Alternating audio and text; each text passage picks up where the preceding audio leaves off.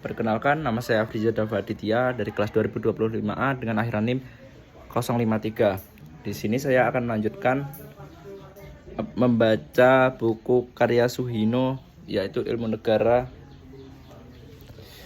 Jika pemikiran tentang negara dan hukum itu tidak mendahului ataupun bersamaan dengan adanya negara atau pembentukan dan pertumbuhan peradaban, karena merupakan gejala sosial atau gejala kemasyarakatan yang menampakkan diri setelah berabad-abad lamanya. Setelah negara atau peradaban itu ada, maka pemikiran tentang negara dan hukum itu baru akan kita jumpai di tempat atau di negara di mana sistem ketatanegaranya memberikan kemungkinan kepada para warga negaranya untuk secara bebas meluarkan pikiran dan pendapatnya secara kritis.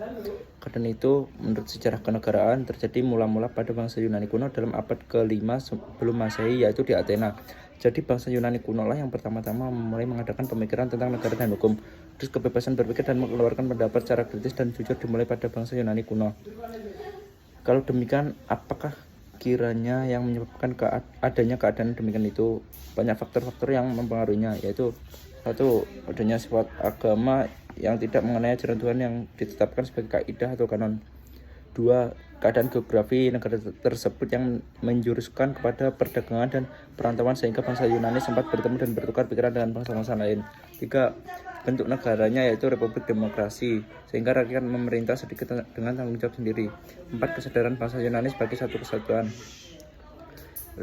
Semuanya itu nomor 1 sampai dengan 4 menjadikan orang-orang bangsa Yunani sebagai orang-orang ahli pikir dan bernegara.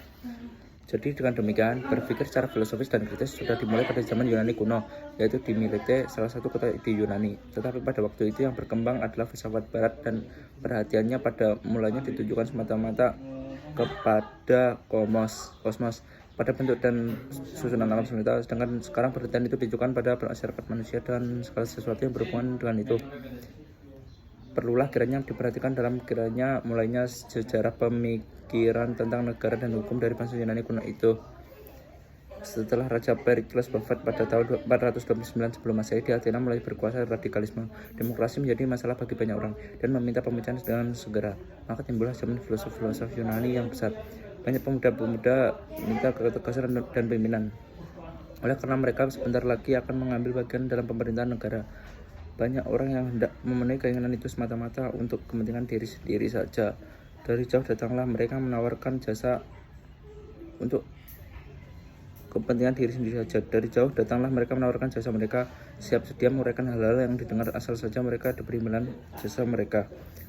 Siap sedia menguraikan hal-hal yang didengar asal saja mereka diberi imbalan jasa yang layak. Negeri asal mereka kebanyakan adalah di Asia Kecil, yaitu daerah perbatasan dari peradaban timur dan Yunani. Nama mereka ialah kaum sofis, tetapi sayang mereka ini kemudian akan mendapatkan nama yang buruk karena cara berpikir mereka. Mereka mengukur segala-galanya pada diri sendiri, sehingga mereka memperbesar ketidaktentuan dan mereka membenarkan campuran, sehingga objektivitas sama sekali hilang. Mereka hanya menetapkan apa yang menjadi soal dengan menunjukkan pada keadaan bahwa apa yang hak untuk yang satu tidaklah demikian untuk yang lain, sehingga dengan demikian pertentangan dan perselisihan diperbesar dengan tiada usaha mencari dan mencapai pemecahan soal secara umum. Demikianlah halnya dengan pengertian-pengertian yang mereka berikan. Menurut anggapan mereka, hukum itu adalah hak dari yang terkuat yang dipaksakannya pada orang-orang lain untuk kepentingannya sendiri. Cara berpikir yang demikian yang rupanya cocok dengan hubungan antara raja dengan rakyatnya di kerajaan-kerajaan timur, bertentangan dengan pikiran nasional daripada demokrasi Yunani atau Athena yang mencari pedoman-pedoman yang baik untuk pemerintahan negara mereka. Dengan seorang pujangga besar Yunani kuno, yaitu Socrates, yang selalu bertukar pikiran dengan kaum sofis, mulailah berkembang keadaan kesadaran pikiran kemasyarakatan bangsa Yunani. Justru Socrates selalu mencari ukuran objektif tentang baik dan buruk, indah dan jelek, hukum dan tidak hukum, dan sebagainya. Ini semua akan diketemukan oleh karena suksma dan jiwa manusia merupakan bagian daripada alam semesta. Zaman Yunani kuno. Dengan sekedar uraian di atas, sampailah kita pada pembicaraan mengenai salah satu pokok pembicaraan kita, yaitu asal mula negara. Maksudnya dengan cara bagaimanakah sesuatu yang disebut negara itu terbentuk atau terjadi. Pemikiran ini telah dimulai sejak zaman Yunani kuno. Sarjana pertama yang mengarahkan pemikirannya ke arah itu adalah 1. Socrates, meninggal pada tahun 390 sebelum Masehi. 1. Socrates meninggal pada tahun 399 sebelum Masehi. Menurut Socrates, negara bukanlah semata-mata merupakan suatu keharusan yang bersifat objektif, yang asal mulanya berpangkal pada pekerti manusia. Sedang tugas negara adalah menciptakan hukum yang harus dilakukan oleh para pemimpin atau para penguasa yang dipilih secara sama oleh rakyat. Disinilah tersimbol pikiran demokratis daripada Socrates. Ia selalu menolak dan menentang keras apa yang dianggapnya bertentangan dengan ajarannya, yaitu menaati undang-undang. Socrates meninggal karena dipaksa atau dihukum minum racun sebab dianggap merusak alam pikiran dan kepandaiannya yang telah ada waktu itu, dengan tidak meninggalkan apa-apa, baik tulisan-tulisan yang telah dibukukan ataupun yang masih berupa tulisan tangan.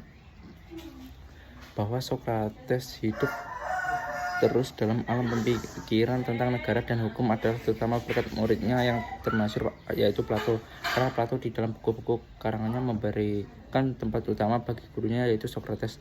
Dalam banyak hal, buku Plato bersifat tanya jawab, sedang jawaban-jawaban itu diutarakan menurut ajaran gurunya Socrates. Maka dengan demikian sampailah kita sekarang pada ahli pemikir besar tentang negara dan kuno yang dihasilkan oleh sejarah kenegaraan dari bangsa Yunani kuno. Bentuk negara Yunani kuno masih merupakan suatu polis. Terjadinya itu mula-mula hanya merupakan benteng akhir di sebuah bukit yang makin lama makin berkuat. Kemudian orang-orang lain juga ingin hidup dengan aman, bukan bergabungan diri, bertempat tinggal di sekeliling benteng itu, minta perlindungan keamanan. Maka dengan demikian benteng itu dapat semakin luas. Kelompok inilah yang kemudian dinamakan polis. Jadi negara pada waktu itu tidaklah lebih daripada suatu kota saja. Organisasi yang mengatur hubungan antara orang-orang yang ada di dalam polis itu tidak hanya mempersoalkan organisasinya saja, tapi juga tentang kepribadian orang-orang di sekitarnya. Maka dalam keadaan yang demikian ini, sebetulnya tidak ada kepribadian daripada orang-orang yang ada di dalam polis itu, karena di dalam segala hal selalu dicampuri organisasi yang mengatur polis. Oleh karena itu, polis dianggap identik dengan masyarakat, dan masyarakat dianggap identik dengan negara atau organisasi yang masih berbentuk polis itu. Dengan demikian, maka dapatlah kita mengerti sekarang mengapa pada zaman Yunani kuno itu dapat dilaksanakan suatu sistem pemerintahan negara yang bersifat demokratis, yaitu 1. Negara Yunani pada waktu itu masih kecil, masih merupakan apa yang disebut polis atau city-state, negara kota. 2. Persoalan di dalam negara dahulu itu tidaklah serupa dan berbelit-belit seperti sekarang ini. Lagi pula jumlah warga negaranya masih sedikit. 3. Setiap warga negara atau kecuali yang masih bayi, sakit ingatan, dan budak-budak brilian adalah negara minded dan selalu memikirkan tentang penguasa negara dan cara memerintah dan sebagainya. Kalau di atas telah beberapa kali dikatakan bahwa pada zaman Yunani kuno itu sudah dilaksanakan sistem pemerintahan demokrasi, itu yang dimaksud adalah demokrasi kuno atau demokrasi langsung. Artinya bahwa setiap orang warga negara itu dapat ikut secara langsung memerintah atau ikut secara langsung menentukan kebijaksanaan pemerintahan negara. Dengan keadaan demikian, inilah bangsa Yunani dalam sejarah pemikiran tentang negara dan hukum menghasilkan ahli pemikir besarnya. 2. Plato adalah murid terbesar dari Socrates. Ia hidup pada tahun 429 sampai dengan 347 sebelum Masehi. Pada tahun 38 sebenarnya membuka sebuah sekolah filsafat di Athena yang diberi nama Akademia. Selama 40 tahun ia mengajar pada sekolah tersebut, dan selama itu pula ia banyak menulis buku. Maka berlainan dengan gurunya yaitu Socrates, Plato banyak meninggalkan buku-buku karangannya.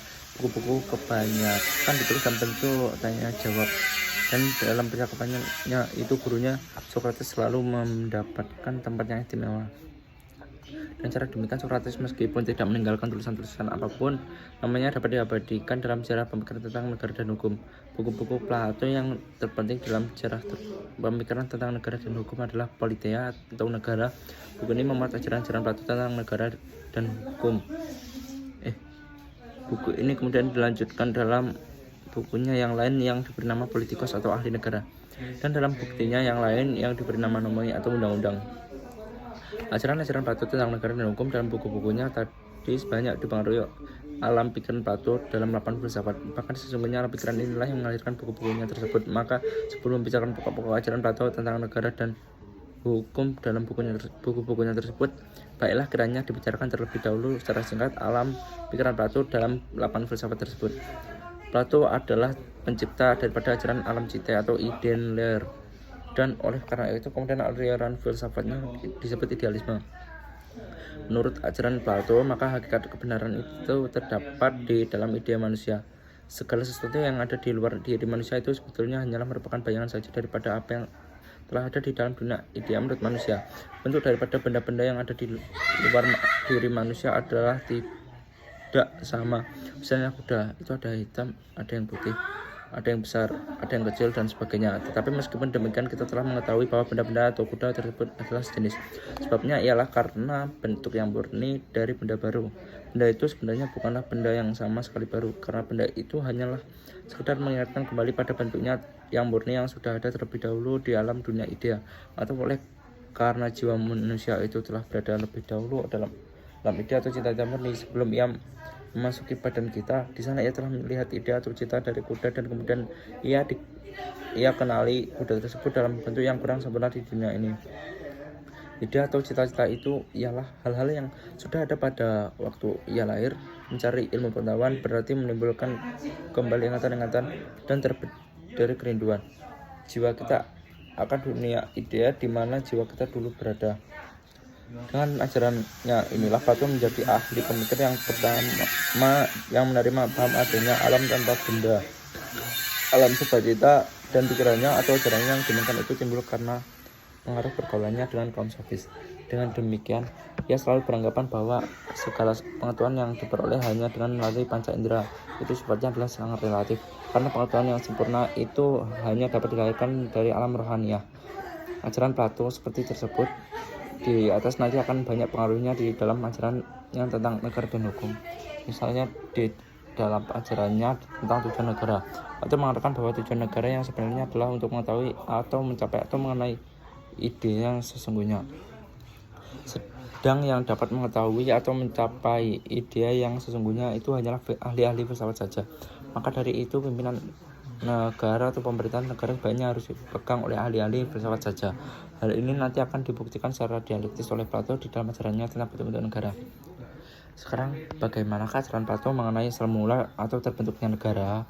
Ajarannya adalah sangat sederhana. Menurut Plato, negara itu timbul atau ada karena adanya kebutuhan dan keinginan manusia yang beraneka macam, yang menyebabkan mereka harus bekerja sama untuk memenuhi kebutuhan mereka, karena masing-masing orang itu secara sendiri-sendiri tidak mampu memenuhi kebutuhannya. Karena itu sesuai dengan kecakapannya mereka masing-masing, tiap-tiap orang itu mempunyai tugas sendiri-sendiri dan bekerja sama untuk memenuhi kebutuhan mereka bersama. Kesatuan mereka inilah yang kemudian disebut masyarakat atau negara. Tentang hakikat negara. Mengenai hal ini, Plato mengatakan bahwa luas negara itu harus diukur atau disesuaikan dengan dapat atau tidaknya, mampu atau tidaknya negara memelihara kesatuan di dalam negara itu. Oleh karena negara itu sebetulnya pada hakikatnya merupakan suatu keluarga yang besar. Oleh sebab itu, negara tidak boleh mempunyai luas daerah yang tidak tertentu. Mengenai bentuk-bentuk negara, hal ini sebetulnya masuk di dalam pembicaraan mengenai klasifikasi negara. Tapi mengingat karena dalam hal ini pun Plato banyak memasukkan pengaruh ajaran filsafatnya, maka kiranya agar tidak terputus dalam kita membicarakan ajaran Plato ini, baiklah soal ini kita bicarakan di sini.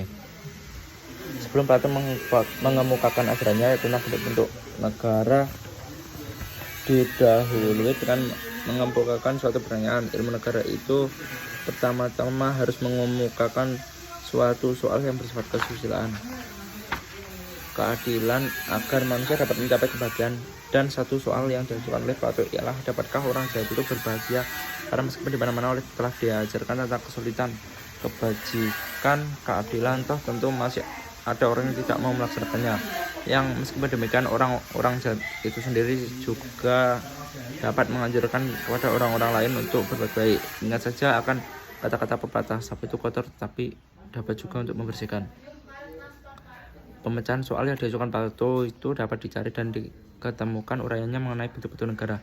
Menurut Plato ada 5 macam bentuk negara yang sesuai dengan sifat-sifat tertentu daripada jiwa manusia. Bentuk daripada sesuatu negara itu tidak dapat hidup atau bertahan kekal oleh karena sifat-sifat jiwa manusia, yang merupakan dasar-dasar kehidupan yang prinsipal, yang dijalankan sejauh mungkin itu merubah keadaan mereka menjadi buruk dan akhirnya memusnahkan mereka sendiri. Perubahan keadaan ini mempengaruhi secara langsung terhadap bentuk negara. Mengapa demikian? Sebabnya ialah bahwa sesungguhnya bentuk daripada sesuatu negara itu ditentukan oleh bentuk pemerintahnya, sedangkan bentuk pemerintahan itu ditentukan oleh sifat daripada orang-orang yang memegang pemerintahan itu. Selanjutnya, sifat daripada orang-orang itu ditentukan oleh sifat jiwa manusia yang merupakan dasar kehidupan yang prinsipal. Dengan demikian, dapatlah dimengerti bahwa orang yang adil yang adalah orang budiman dan orang baik, sedangkan orang yang tidak adil adalah orang yang jahat dan tidak berpengetahuan. Ini adalah pencerminan daripada jiwa yang baik akan memerintah baik, sedangkan jiwa yang jahat akan memerintah buruk. Jadi dengan demikian sifat kejiwaan manusialah yang sesungguhnya menentukan sikap dan perbuatan manusia.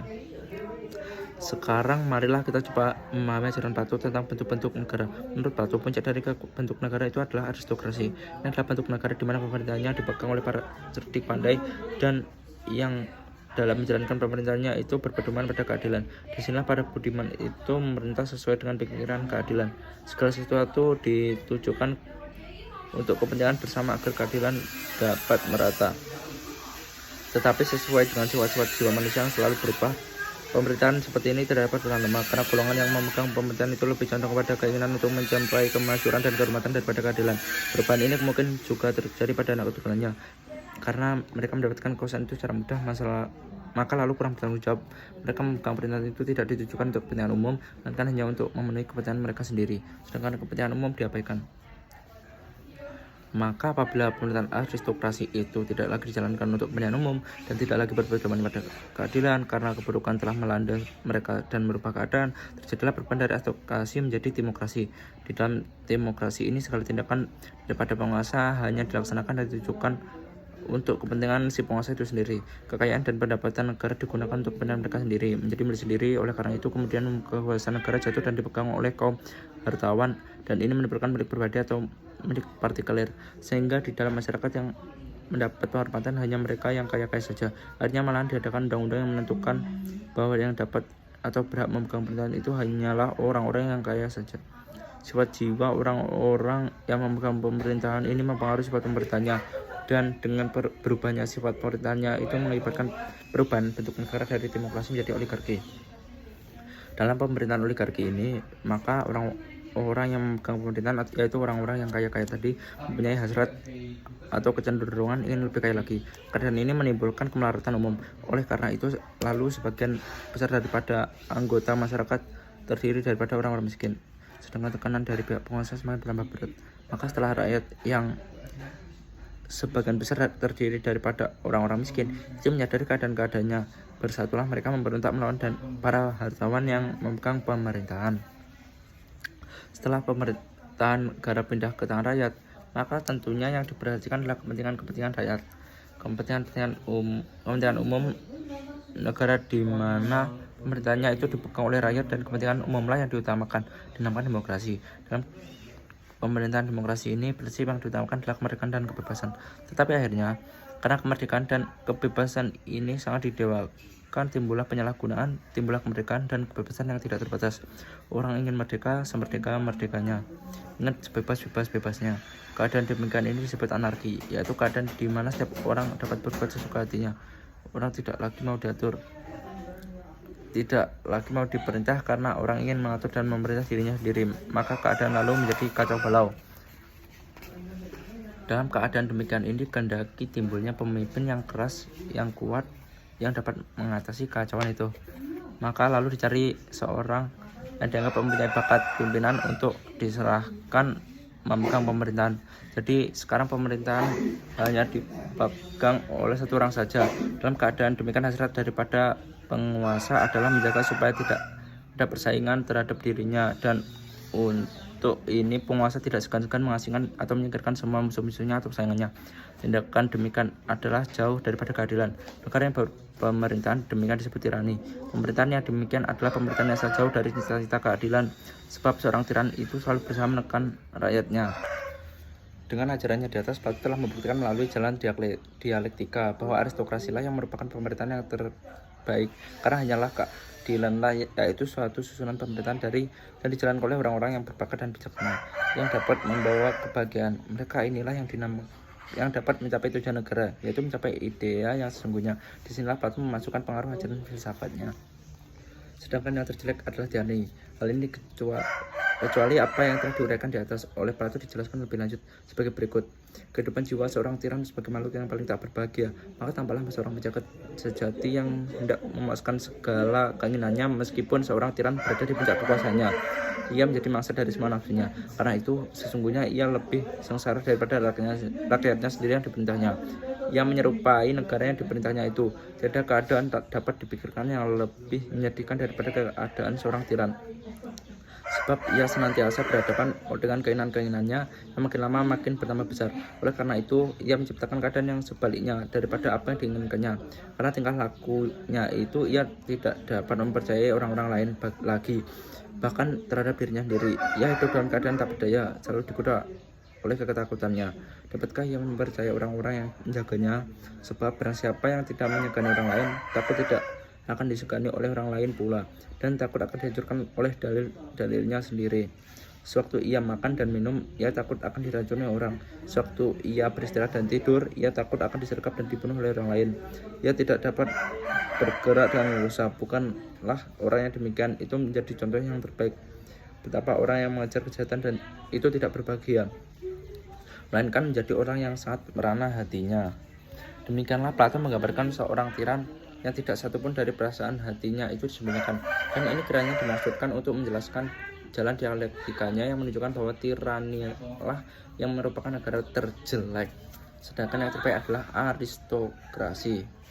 Plato juga mengadakan penggolongan orang-orang yang ada di dalam negara itu atas 3 golongan.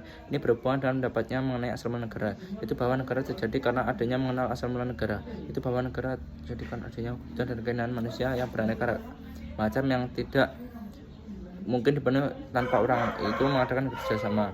Dari sini lalu ditarik persamaannya antara sifat-sifat negara dengan sifat-sifat manusia yang dihasilkan 3 macam sifat, yaitu 1 sifat kepandaian atau pikiran, 2 sifat keberanian, dan 3 sifat akan adanya kebutuhan yang beraneka macam.